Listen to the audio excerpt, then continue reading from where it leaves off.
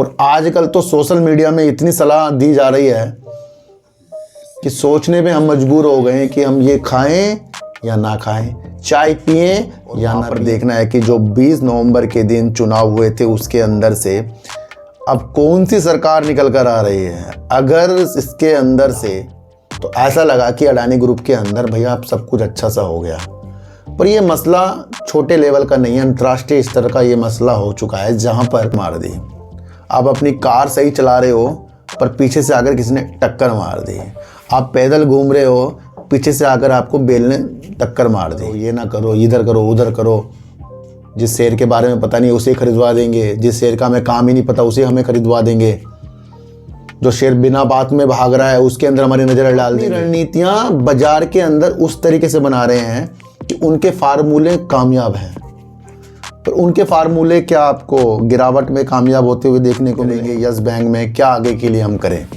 ऐसे सवाल आते हैं भैया। मैं बताने वाला कोई नहीं हूँ, ऐसे सवाल आते हैं मेरे पास, कमेंट आते हैं।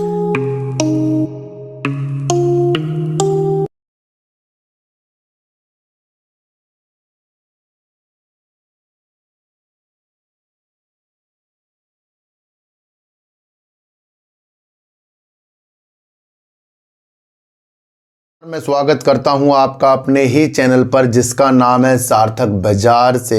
आज बात करेंगे हुंडई मोटर्स क्या अपनी रणनीति करने वाली है, उसके बारे में बात करेंगे। और बात करेंगे टेलीकॉम सेक्टर के जियो, एयरटेल, वोडाफोन आइडिया ने अपने सितंबर माह में क्या क्या अपने ग्राहक खो दिए हैं और किसको फ़ायदा हुआ है उसके बारे में बातचीत करेंगे। यस बैंक में क्या आगे के लिए हम करें, ऐसे सवाल आते हैं भैया। मैं बताने वाला कोई नहीं हूँ, ऐसे सवाल आते हैं मेरे पास, कमेंट आते हैं, तो उसके बारे में बात करेंगे। और बात करेंगे एक अहम मुद्दे के बारे में जो है अडानी ग्रुप, और वो मुद्दा ऐसा है कि जिसने भारतीय बाजार में हलचलें मचा दी है ना, तो उसके बारे में भी बातचीत करेंगे। इन सब की बातचीत करने से पहले थोड़ा सा मैं आपको बता दूँ, कल आपके लिए जो वीडियो आएगी हिंदुस्तान मोटर्स और आपके लिए वीडियो आएगी एनटीपीसी ग्रीन एनर्जी के ऊपर।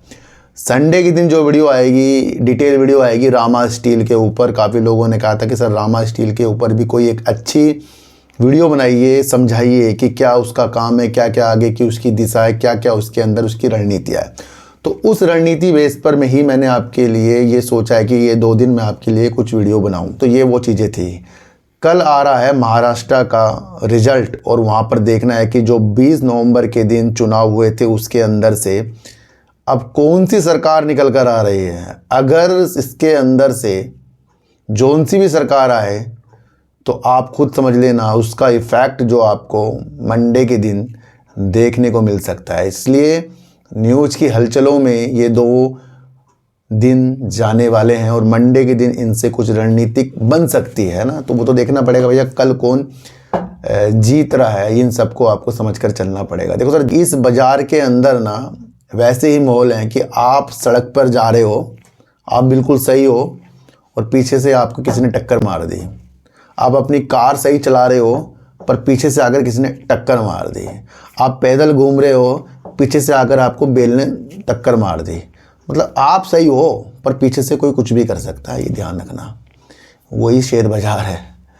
आपके शेयर बिल्कुल सही हैं पर बाजार की स्थितियाँ, वैश्विक स्थितियाँ, अमेरिका की स्थितियाँ, युद्ध की स्थितियाँ, कोरोना की स्थितियाँ या फिर अडानी ग्रुप की स्थितियाँ, अब शेयर तो हमारे सही हैं पर उसके अंदर टक्कर लग गई पीछे से। तो उन स्थितियों को आपको समझना है कि आपके सामने क्या न्यूज़ आ रही है, उसके क्या क्या आगे चीज़ें हो सकती हैं और आप खुद को अपने द्वारा किस तरीके से समझा सकते हैं। क्योंकि यहाँ पर काफ़ी एक्सपर्ट भी आपको मिलेंगे, कहेंगे कि बेच दो, कहेंगे कि ख़रीद लो। और अच्छा एक चीज़ मैं आपको और बताऊँ, यहाँ एक्सपर्ट सिर्फ शेयर बाज़ार के अंदर नहीं है, क्योंकि सब अपनी रणनीतियाँ बाज़ार के अंदर उस तरीके से बना रहे हैं कि उनके फार्मूले कामयाब हैं, पर उनके फार्मूले क्या आपको गिरावट में कामयाब होते हुए देखने को मिले हैं। तो समझिए, बाज़ार के अंदर सिर्फ स्थितियों को भांपना होता है, अपने द्वारा वर्क ही करना होता है। यहाँ पर किसी को कुछ नहीं पता, इसलिए उस स्थितियों को देखिए क्या सिचुएशंस पैदा हो रही है। तो एक्सपर्ट बहुत हैं, और इसी तरीके से एक्सपर्ट मिलेंगे आपको अपनी लाइफ में भी, जो आपको अलग अलग सलाह देंगे। और आजकल तो सोशल मीडिया में इतनी सलाह दी जा रही है कि सोचने में हम मजबूर हो गए हैं कि हम ये खाएं या ना खाएं, चाय पिएं या ना पिएं। कई लोग चाय को बेकार बताते जा रहे हैं। मेरे दादाजी भैया 100 साल के होके मरे हैं, वो तो चाय पीते थे। कुछ लोग कह रहे हैं रोटी ना खाओ, रोटी ना खाओ। भैया सबका शरीर एक जैसा नहीं होता, मैं आपको पहले बता रहा हूँ। ये जो सोशल मीडिया के अंदर सब अपने ज्ञान हमें पहल के जा रहे हैं, तो उसकी विधि भी समझो। मेरे दादाजी सुबह शाम रोटी खाते, चावल तो खाई नहीं उन्होंने आज तक कि कुछ और चीज़ तो खाया नहीं। और आज के जो भी लोग कहते हैं रोटी ना खाओ, तो भैया क्या खाएं फिर हम, रोटी ना खाएं तो। कोई चाय पीता, भैया चाय ना पियो। भैया सबका शरीर एक जैसा नहीं होता, इसलिए ये तो बाहर का ज़माना हो गया कि ये ना खाओ, वो ना खाओ, ये ना करो, वो ना करो, देखने को आपको मिलता होगा। इसी तरीके से शेयर बाजार भी अब हो गया। वहाँ खरीद लो, यहाँ बेच दो, वो ना करो, ये ना करो, इधर करो, उधर करो। जिस शेयर के बारे में पता नहीं उसे खरीदवा देंगे, जिस शेयर का हमें काम ही नहीं पता उसे हमें खरीदवा देंगे। जो शेयर बिना बात में भाग रहा है उसके अंदर हमारी नज़र डाल देंगे। भैया मिलता क्या है उससे? सब अपने को एक्सपर्ट बन रहे हैं। इसलिए एक्सपर्ट की चीज़ों को समझो जो अच्छे वाले हैं, और जो अलग अलग विधियों सिर्फ लालच ही दिए जा रहे हैं कि एलसीड का शेयर हमारे पास होता, 30 ही होते, 20 ही होते, 10 ही होते, 4 ही होते, या अब कहाँ से उसे खरीद लें। कुछ दिनों तक लोअर सर्किट मारने के बाद थोड़ी सी रंगीनता दिखाई, फिर से लोअर सर्किट में लग गया वाला शेयर 3 लाख तक के जो पहुंच गया था। हमें उन चीज़ों में नहीं उलझना है जिसके वजूद ही नहीं हमें समझ में आ रहे हों, जिसका काम ही हमें समझ में नहीं आ रहा हो, और लोग हमें एक्सपर्ट बन के उसको करवा रहे हों। हमें सिचुएशन समझनी है। जिस दिन आपको सिचुएशन समझ में आ गई, उस दिन कोई सी भी कंपनी के अंदर जो न्यूज़ निकल कर आएगी ना, उससे आप कुछ और चीज़ें भी सिलेक्ट कर सकते हो। कैसे कर सकते हो? हुंडई मोटर का अभी आईपीओ आया, और वो अपना आईपीओ किस लिए ला रहा है ये आपको पता है?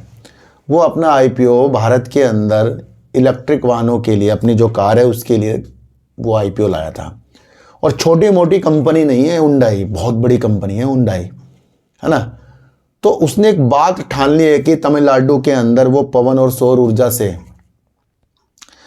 अपने जगह पूर्णतया स्वच्छ ऊर्जा 100% स्वच्छ ऊर्जा पे वो तब्दील हो जाएगी। और अभी वो स्वच्छ ऊर्जा यानी कि रिन्यूएबल एनर्जी से ग्रीन ऊर्जा जो ले रही है कंपनी, 63% ले रही है अक्षय ऊर्जा स्रोतों से। और 2025 तक कंपनी ने ये कहा है कि वो 100% स्वच्छ ऊर्जा में उतर जाएंगे। यानी कि इनके जो भी प्लांट हैं, जो भी इनकी काम की चीज़ें हैं, वहाँ पर ये स्वच्छ ऊर्जा जो सिर्फ पवन, सौर और अन्य ऐसे स्रोत हैं जो ग्रीन एनर्जी में उपलब्ध होती है, तो अभी अक्षय ऊर्जा का ये 63% अभी भी करते हैं। तो ये एक ऐसी कंपनी बन जाएगी जो भारत के अंदर अपने चीज़ों के लिए, और ये ऐसे 2 संयंत्र भी बना रही है जो तमिलनाडु के अंदर होंगे, और पूर्णतया 2025 तक ये ग्रीन एनर्जी में अपनी ऊर्जा लेना शुरू कर देंगे। क्या दिशा मिल रही है? दिशा ये मिल रही है कि आगे जाकर ग्रीन एनर्जी का ज़माना वाकई आएगा। और यहाँ तो एनटीपीसी का भी आपको पता ही है, आज आईपीओ की स्थितियाँ समाप्त हुई हैं। अब ये 26 नवंबर को ये चीज़ें खुलेंगी। तो ये जो ऐसी ऐसी कंपनियां हमें स्थितियां दिखाती है कि हम इस चीज़ से ऊर्जा ले रहे हैं, इस चीज़ से वर्क कर रहे हैं, पवन और सौर से वर्क कर रहे हैं, तो ये दिशा दिखा रही है। ये नहीं कह रहा हूँ कि हमें हुंडई के शेयर लेने हैं या इससे रिलेटिव कोई और शेयर लेने हैं। दिशा क्या दिख रही है? मेन मकसद हमारा वही है। और जिस दिन आपने वो चीज़ें समझ ली, सब कुछ अच्छा होने वाला है। तो भारत के अंदर ग्रीन एनर्जी के उद्देश्य से तो हुंडई मोटर्स ही कह रहा है कि 100% तक के सारी चीज़ें कर लेंगे। तो उन चीज़ों को भी आपको समझकर चलना पड़ेगा। सितंबर के माह में जियो ने करीब 79.6 लाख 79.6 लाख कस्टमर खो दिए हैं। तो ये बड़ी ही सोचने वाली विषय है कि जियो के भी 79.6 लाख कस्टमर निकल कर चले गए हैं। दूसरा, अगर हम देखें कि 3 महीनों के अंदर एयरटेल के भी जो इतने कस्टमर निकले हैं वो हैं करीब 55.3 लाख कस्टमर एयरटेल ने भी खो दिए हैं। अब वोडाफोन आइडिया भी कैसे पीछे रहेगा, उसने भी सितंबर के माह में करीब 15.5 लाख कस्टमर खो दिए हैं। तो यहां से एक स्थिति देखने को मिल रही है। फिर फायदा किसको हो रहा है? फायदा हो रहा है बीएसएनएल को। तो सर इन सारी कंपनियों ने अपने टैरिफ बढ़ाए हैं, ये आप सबको ही पता है। उसका भी मुख्य कारण एक लग रहा है कि भैया कुछ लोग तो सिर्फ नेट नहीं चलाते, कॉलिंग करते हैं। तो एक मकसद वो भी है कि भैया नेट तो आजकल वाईफाई से भी आ रहा है, फिर हमें कॉलिंग वाली चीज़ें इतनी ज़्यादा क्यों रखनी है कि उसके साथ फिर इतने बड़े रिचार्ज करने पड़े। पर बीएसएनएल की तरफ लोग दौड़े और 8 लाख कस्टमर बीएसएनएल ने सितंबर के माह में जोड़ लिए हैं। क्या दिशा दिखा रहा है कि बीएसएनएल का कोई शेयर तो नहीं है, पर बीएसएनएल के साथ जो कंपनियां उसके इस समाधान के लिए वर्क कर रही हैं, उसके 4G 5G के लिए वर्क कर रही हैं, तो वो भी इम्पोर्टेंट हो जाती है, क्योंकि बीएसएनएल अपने ऑर्डर दिए जा रहा है कई कंपनियों को।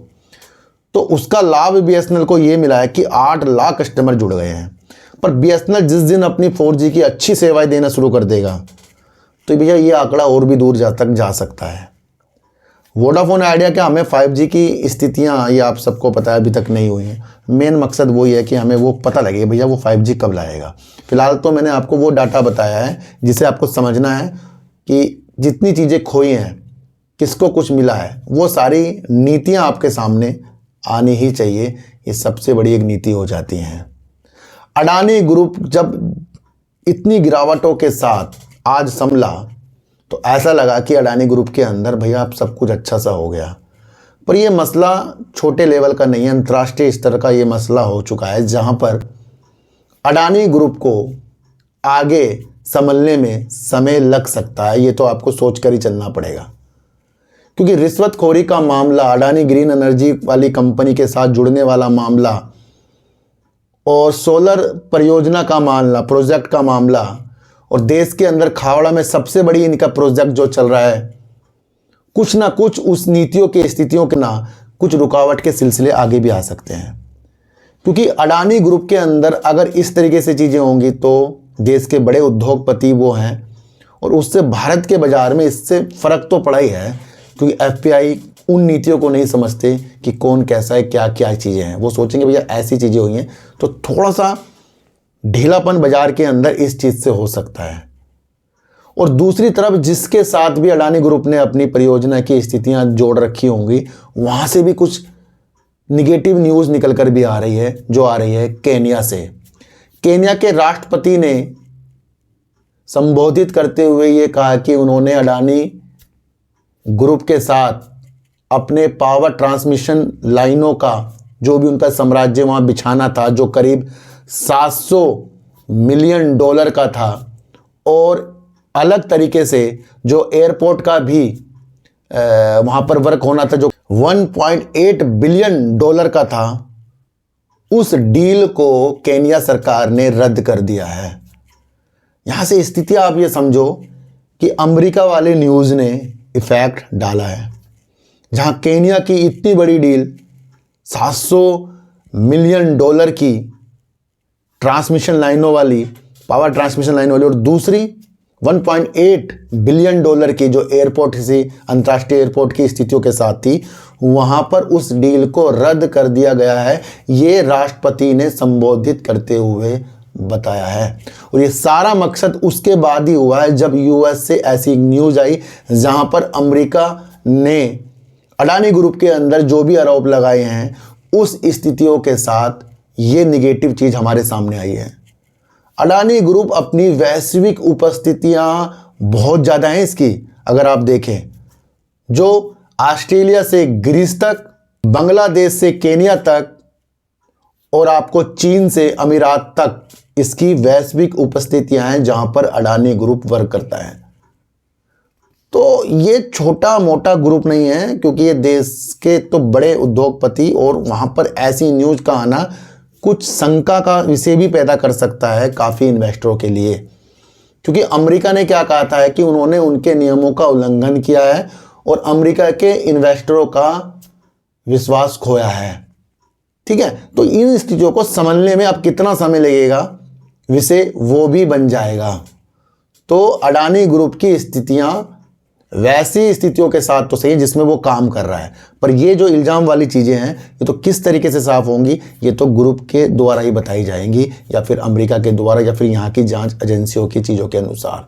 मैं कह रहा हूँ ना, हम साफ तरीके से चल रहे हैं, टक्कर तो पीछे से आगे कोई मारेगा। उन स्थितियों को भी आपको समझ कर चलना पड़ेगा। सेबी ने भैया जाँच के आदेश दे दिए हैं और वो आदेश कर रही है कि क्या अडानी ग्रुप ने कुछ नियमों का उल्लंघन किया है। जिस तरीके से अमेरिका की तरफ से कुछ रिश्वतखोरी वाली चीज़ें जो आई हैं उनको समझाने में क्या अडानी ग्रुप विफल रहा है, या उसके ऊपर अडानी ग्रुप आगे क्या चीज़ें कर सकता है। इन सब चीज़ों के लिए सेबी ने स्टॉक एक्सचेंजों के अधिकारियों से इस बारे में सूचना लेने के लिए चीज़ें भी की हैं। तो यहाँ से एक चीज़ और निकल कर आ रही है कि अब ये चीज़ें जो हैं लंबी स्थितियों के साथ भी जा सकती हैं, जांच की स्थितियों के साथ भी जा सकती हैं, क्योंकि हिडेनबर्ग ने जब चीज़ें इस तरीके से अडानी ग्रुप के अंदर की थी तब भी वहाँ जांच की स्थितियाँ हुई थी। तो यहाँ सेबी भी अब जाग रहा है और देख रहा है कि भैया अब क्या क्या स्थितियाँ यहाँ चीज़ों के अनुसार हो सकती हैं। बाजार वैसा बिल्कुल भी नहीं है कि सिर्फ स्मूथली चलेगा, बहुत सारी चीज़ें होती हैं, तभी तो रंग जमता है बाज़ार के अंदर कि कभी दुख, कभी खुशी, कभी अलग न्यूज़, कभी वो चीज़, कभी डील, कभी ये, कभी वो। ये बहुत सारी रंग हैं शेयर बाज़ार के। इन रंगों को बहुत लोग समझ नहीं पाते और बहुत लोग समझ जाते हैं कि भैया ये जो न्यूज़ आती हैं ये अचानक से आती हैं, ये जो न्यूज़ पॉजिटिव आती हैं ये भी अचानक से आती हैं। पर इन दो स्थितियों के बारे में किसी को कभी नहीं पता लग सकता कि न्यूज़ कब आएंगी। बहुत से लोग कहते हैं ना भैया ये न्यूज़ आएगी जब देखेंगे। फ़िलहाल जो चीज़ हो जाती हैं उस पर कंपनी क्या विशेष तौर पर कर रही है, मेरा मानना ये है। तो केन्या ने जो डील रद्द की है ये बड़ा झटका अडानी ग्रुप को भी है, ये आप समझकर चलना। और वैश्विक स्तर के तौर पर जो भी भारत की तरफ अपने रुख करते हैं तो वो भी थोड़ा सा आशंका में लग सकते हैं इस चीज़ के द्वारा। तो ये देखना है कि कितनी जल्दी ये चीज़ें धुलती हैं, अच्छी होती हैं, जिससे हमें बाज़ार के अंदर फिर वही माहौल मिले। एक तो वैसे ही बाज़ार एफपीआई के निकासी से गिर ही रहा था, वो चीन की तरफ बढ़ रहे थे। अब कुछ थोड़ा बहुत संभलता तो ये थोड़ी चीज़ें हमारे सामने आ गई हैं। तो विशेषता ये है कि जो भी न्यूज़ आ रही है वो हो जाती है। अब उसके ऊपर क्या काम होना है ये दिन प्रतिदिन धीरे धीरे हमारे सामने न्यूज़ आएंगी और उस न्यूज़ को हम भापेंगे, है ना। क्योंकि काफ़ी लोगों ने काफ़ी अपना प्रॉफिट खो दिया है और लॉस में काफ़ी लोग अडानी ग्रुप में बैठे हैं, है ना। तो ये जो न्यूज़ हो गई है ये अचानक से वाली है, ये वो इल्ज़ाम वाली है जहाँ पर आगे जाकर इसमें समय लग सकता है, क्योंकि ये अमेरिका से चीज़ें निकल कर आई हैं। तो इसके अंदर काफ़ी जांच की स्थितियाँ आगे हो सकती हैं। तो वो सारी चीज़ें आपको समझ के चलनी पड़ेगी। तो वो स्थितियाँ आपके साथ है। देखो सर, अगर आपको अलग अलग विधियों से चीज़ें समझनी अच्छी लगती है तो ये चैनल उसी हिसाब से है। ऐसा नहीं है कि बिल्कुल खरीदने बेचने वाली हिसाब से, बिल्कुल भी नहीं है। यहाँ तो मैं वो चीज़ें समझाता हूँ जो हम न्यूज़ के द्वारा समझते हैं, उससे क्या क्या आगे की दिशा निकलती है। इसलिए खरीदने बेचने वाली स्थितियाँ बिल्कुल भी मेरे द्वारा कभी भी नहीं होगी, समझाने के उद्देश्य से होगी। बस एक सोच लीजिए न्यूज़ आई, उसमें मैंने आपको बताया।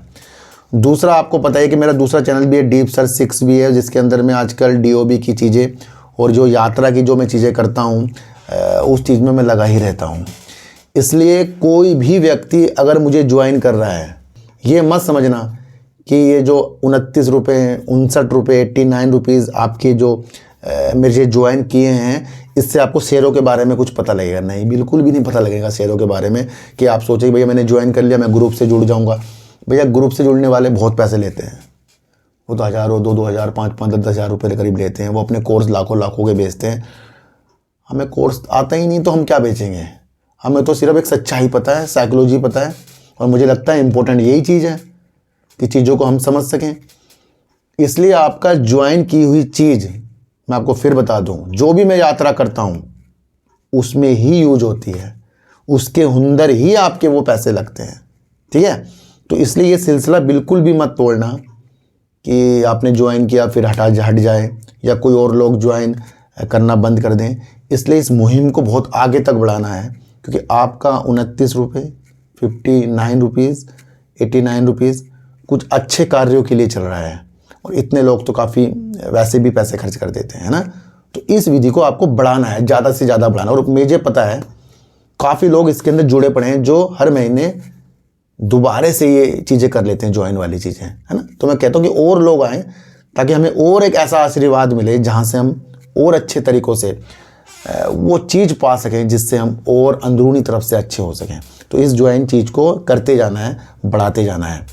अच्छा, अब एक मकसद आता है कि सर यस बैंक के अंदर क्या करें, ख़रीदें बेचें, क्या करें। देखो सर, यस बैंक के अंदर ख़रीदे बेचें क्या करें, इस चीज़ को समझने से पहले ये देखना होता है कि यस बैंक क्या प्रॉफिट कर रहा है, क्या लॉस कर रहा है, क्या वो अपने इन्वेस्टरों की जो मीटिंग करता जा रहा है क्या वो ऐसी कर रहा है, क्या वो उसकी आगे की रणनीतियाँ हैं, है ना। छोटी छोटी चीज़ें ही इसको बहुत मजबूत करती। क्या वो क्रेडिट कार्ड लॉन्च कर रहा है, क्या वो अच्छी नीतियाँ हैं या ख़राब नीतियाँ हैं, क्या वो यूपीआई से संबंधित कुछ चीज़ें पार्टनरशिप कर रहा है, क्या वो इसके डिजिटल वर्क को आगे बढ़ा रहा है या कम कर रहा है ना। प्रशांत कुमार जी का नेतृत्व क्या इस बैंक को सालों से नीचे की तरफ ले गया या सालों से ऊपर की तरफ ले जा रहा है।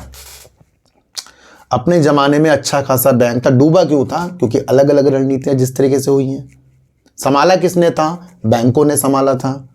तो इस बैंक के अंदर और एक्स्ट्रा चीज़ समझने की जरूरत ही नहीं है। एसबीआई, एलआईसी, एचडीएफसी बैंक, इन बैंकों के द्वारा ही ये बैंक संभला हुआ है। और जो इसके अंदर से एसबीआई कभी निकलेगा वो रणनीतियाँ भी हमें दोबारा पता लगेंगी, क्योंकि वो तो अपना मूल्यांकन करके ही बैठेगा ना, भैया मुझे निकलना है। और फिर जब ये कभी वो बैंक इसके अंदर से निकले, कोई और नहीं आए, फिर ये बैंक अपने पैरों में पूर्णतया खड़ा होगा। अभी तो ये बैंकों के सहारे में खड़ा है, तो इसलिए उस सहारे के साथ भी अच्छे अच्छे वर्क कर रहा है। गुमराह तो काफ़ी लोग हो रहे हैं इस शेयर के अंदर कि मैं इससे बहुत सारे शेयर, इसके शेयर कितने सारे हैं पता है आपको, इक्विटी कितनी है इसकी, खरीद लूँगा तो मैं एकदम रातों रात अमीर हो जाऊँगा, बहुत अच्छी न्यूज़ आई तो कल से भाग जाएगा। भैया अगर इसे भागना होता तो ये जितने क्वार्टर से अच्छे अच्छे रिजल्ट दे रहा है, क्या इसने अभी तक के अपना अपर सर्किट लगाया? नहीं लगाया ना। तो भागना होता तो रिजल्ट में भाग जाता ना। अब तो गई बात 3 महीने के लिए, अब इसका फिर रिजल्ट देखना पड़ेगा हमें। तो इस दौरान कुछ भी न्यूज आएगी तो वहाँ पर बैंक हमें नहीं कह रहा कि आप इन्वेस्टमेंट कर लो आपको बहुत पैसा मिल जाएगा। बैंक तो अपना कार्य करेगा, चाहे वो इन्वेस्टर की मीटिंग करे, चाहे वो शेयर होल्डर से कुछ अनुमति ले, कुछ भी चीज़ वो करे, वो तो अपने प्रगति के लिए करेगा। बात 3 महीने में चलेगी, अब इसके रिजल्ट की चीज़ें देखी जाएंगी। उस दौरान काफ़ी ऊपर नीचे इसके अंदर न्यूज आएंगी, उस न्यूज़ को आपको भापना है। भाई अगर भागना हो तो मैं फिर बता रहा हूँ, ये अपने रिजल्ट में भागता जहाँ ये ग्रोथ के हिसाब से वर्क कर रहा था, पर वो चीज़ें देखने को तो नहीं मिली ना। और शेयर 20 से नीचे ही मिल रहा है आज आपको। तो हम नहीं समझ सकते कि हमें खरीदना कहाँ है, बेचना कहाँ है। कोई आपको अगर ये बता रहा है खरीदना कहाँ है, बेचना कहाँ है, क्या मिला इतने साल से पूछ के उससे, क्या मिला पहले मुझे ये बताओ। कुछ मिला? जो इसके टारगेट थे अभी लोग काफ़ी ऊपर ऊपर देर थे, क्या वहाँ तक कि गया ही है? तो उन टिप्स से थोड़ा सा हटो, ये छोड़ दो पूछना किसी से। समझो बैंकों ने इसे संभाल रखा है, कौन से इसके अंदर प्रमोटर आ सकते हैं, आरबीआई इसके लिए क्या और आगे नियम कर सकता है, प्रशांत कुमार जी आगे के लिए क्या कर सकते हैं। बहुत सिंपल सी चीज़ है। शेयर बाजार को लोगों ने वो चीज़ बना ली है टक्कर मारने वाली। टक्कर तो मारी रोक रहे हैं हमें, पर हमें कब समझना पड़ेगा कि हमें वर्क समझ में आना चाहिए, काम समझ में आना चाहिए, और हमारे पास होना चाहिए संयम, अच्छे वाले संयम होने चाहिए। तो चीज़ों को समझो। बैंक के अलावा क्या कोई बड़ा इन्वेस्टर इंडिया का यस बैंक के अंदर अपना इन्वेस्ट करके बैठा है? उन चीज़ों को समझो, देखो उन स्थितियों को, बहुत अलग अलग ढंग से चीज़ों को समझो। दूर तक जाना है तो दूर के जाने के लिए समय भी आपके पास होना चाहिए। एक दिन में कोई भी अमीर नहीं बन सकता, ये चीज़ें भी आपके साथ होनी चाहिए। तो अडानी ग्रुप के अंदर अभी उलझनें ख़त्म नहीं हुई हैं, उस चीज़ को आपको समझना है। सेबी हो या केनिया हो या कहीं कहीं से अलग अलग न्यूज़ हो, वो फिर आपके सामने आती रहेंगी। 2 दिन बाजार बंद है, कल जो महाराष्ट्र में चुनाव है उसका फ़र्क भी बाजार के अंदर मंडे पड़ सकता है। देखना ये होगा कि जीतेगा कौन। उन सारी स्थितियों को आपको समझकर चलना पड़ेगा। इसलिए सोशल मीडिया वाले एक्सपर्टों कर दो, दिमाग हमें यूज अपना ही करना है, उसे ही बढ़ाना है। किसी के दिमाग से वर्क करना बंद कर दो, स्थितियों को समझना शुरू कर दो। दुनियादारी हमें खुद की समझ में आ जाएगी, शेयर बाजार हमें खुद समझ में आ जाएगा। ज़रूरी नहीं कि हमें बाजार से बहुत लाखों पैसे कमाने हैं, ज़रूरी है इस सिस्टम को समझा कैसे जा सके, हम कैसे दूर तक के इन्वेस्टमेंट कर सकते हैं। तो हुंडई मोटर ने अपनी चीज़ों को 100% रिन्यूएबल एनर्जी के ऊपर बदलने की जो चीज़ें हमें बताई, दिशा दिखा रही है, ये चीज़ें आप समझना। जियो, एयरटेल, वोडाफोन आइडिया ने अपने कस्टमरों को खो दिया, दूसरी तरफ बीएसएनएल ने अपने कस्टमरों को बढ़ा दिया, ये आपको समझना है। अडानी ग्रुप की स्थितियों को आपको समझना है, थोड़ा और समय हमें इसके अंदर देना पड़ सकता है, क्योंकि इस समस्या का समाधान तो अडानी ग्रुप अमेरिका और इधर सेबी के पास ही है, हमारे और आपके पास बिल्कुल भी नहीं है। ये आप समझ कर चलना। यस बैंक की रणनीतियाँ दूर तक की स्थितियों के साथ देखिए। जो भी यस बैंक कर रहा है अपने को मजबूत करने के लिए कर रहा है, ना कि हमें मजबूत करने के लिए। तो सर सच्ची उड़ देखिए, अच्छी उड़ देखिए, समझ कर देखिए। किसी की भी बातों में आपको आना नहीं है, चाहे मैं क्यों ना हूँ। अपनी एनालाइज को इतना तेज कर लो भाई कि कोई भी आपको खरीदने बेचने की सलाह दे ना सके, ना आप उसे ले सको, ना उसके द्वारा आप खरीद सको, क्योंकि लॉस भी आपका, प्रॉफिट भी आपका। इसलिए समझने में चीज़ें ज़्यादा लगाइए। तो सर चींटी को आटा दीजिए, गाय को रोटी दीजिए और अपने बच्चों को ज़्यादा से ज़्यादा प्यार कीजिए, क्योंकि बच्चे ही आपकी मासूमियत से किस्मत पलटेंगे। तो फिर मिलेंगे आपसे नई वीडियो के साथ, जब तक के लिए नमस्कार।